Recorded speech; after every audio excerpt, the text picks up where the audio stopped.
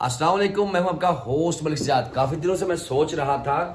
کہ جو renew first application دائر کر رہے ہیں ان کے لیے کافی ساری پرابلمز کریٹ ہو رہی ہیں، اور جو رینیو کرنے والے حضرات ہیں ان کے لیے کوئی پرابلم کریٹ نہیں ہو رہی، تو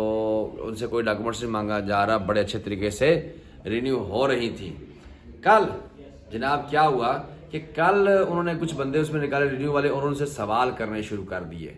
کہ آپ جو ہے وہ کیا کرتے ہیں یہاں پر، آپ کا سورس آف انکم کیا ہے، آپ کے پیسے کہاں سے آتے ہیں،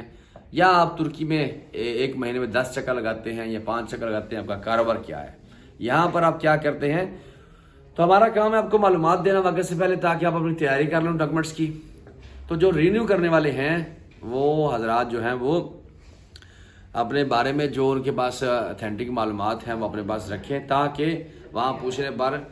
جواب دے سکیں، اور جو وہ کاغذات مانگے ان کو پرووائڈ کر سکیں۔ تو رینیو والوں کے لیے آپ کو پتہ ہے کہ ہر سال رینیو کے لیے فرسٹ اپلیکیشن کے لیے کوئی نہ کوئی نئے قانون، نئی چیزیں گورنمنٹ بتاتی ہے، تو اس لیے آپ کو وہ ابھی پوچھ رہے ہیں کہ آپ یہاں پر کہاں رہ رہے ہیں، کیسے رہ رہے ہیں، اور اپنا گزارا کیسے کر رہے ہیں۔ کہ ترکی جو ہے ہر سال جو ہے رینیو والے کے لیے بھی کافی ساری پرابلمز کریٹ کرتے ہیں۔ 2018 میں جیسے آپ کو پتہ ہے کہ ریجیکٹ کر رہے تھے دھڑا دھڑ، تو اس میں جو ہے اپنی احتیاط کریں، اپنے ڈاکومنٹس تیار رکھیں۔ ہمارے اس میں جناب ہمارے بلکہ ان کے آفیسر لیبرک صاحب موجود ہیں، تو